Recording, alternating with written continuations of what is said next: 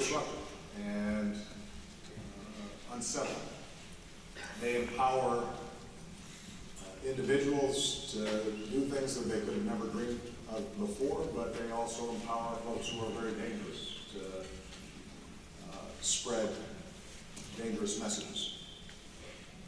And part of my challenge since I've been president is trying to find ways in which our government can be a part of the positive change that's taking place and can help convene and catalyze folks in the private sector and the nonprofit sector to be part of the broader civic community in tackling some of our biggest challenges. And just three things that I talked about during my weekly address where this group, I think, is primed to make a difference. Number one, we're spending a lot of time figuring out how can we make government work better through technology, digital platforms, and so forth. So, for example, we've reduced the FAFSA form process where you apply for student aid by about 2/3 just by digitalizing it, putting it online, making it a little more common sense.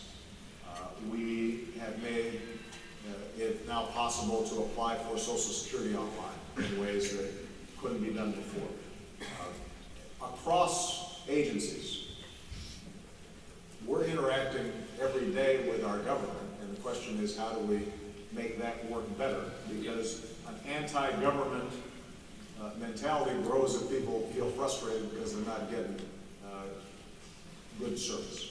The second thing that these new technologies allow us to do is to tackle big problems in new ways.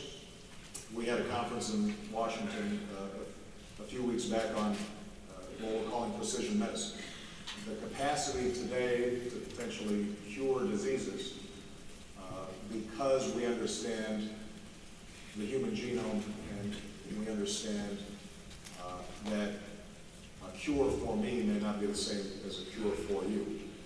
And there's incredible research taking place all around the country, but we haven't gathered all that data together to make sure that the whole is greater than the sum of its parts.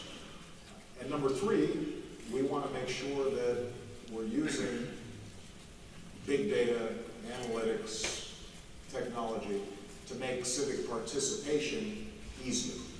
Voters, increasing voting rates and making sure that people are informed about who they're voting for and why they're voting. Making sure that community organizations or activists are able to meet and help to shape our society in new ways. So the reason I'm here really is to recruit all of you.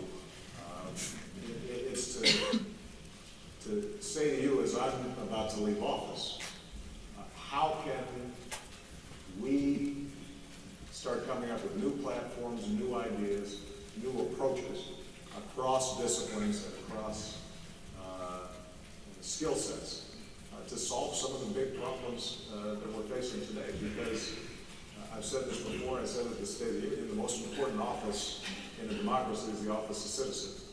And right now, with all the talent that's out there, our government's not working and our politics isn't working as well as it should.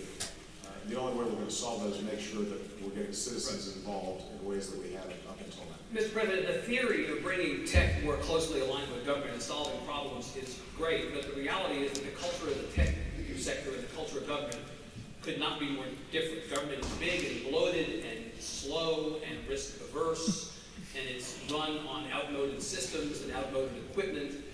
Tech is sleek and streamlined and fail fast and enamored of the new and the shiny. How do you take these two things that seem culturally to be so unalike and put them together in a way where they can and want to work together? You know,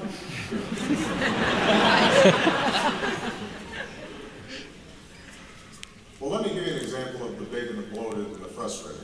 You may recall that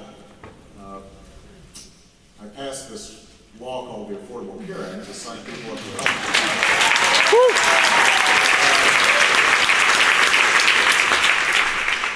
And then the website Yeah. This is a little embarrassing for me because, you know, I was the cool early adapter president. Right. Not exactly an advertisement. My entire campaign had been premised on having really cool technology and social media and all that. Well, here's what happened, was that the procurement systems, the specifications, the way that software was built in government was adapted for the age when procurement was for buying boots or buying pencils or buying furniture as opposed to buying software.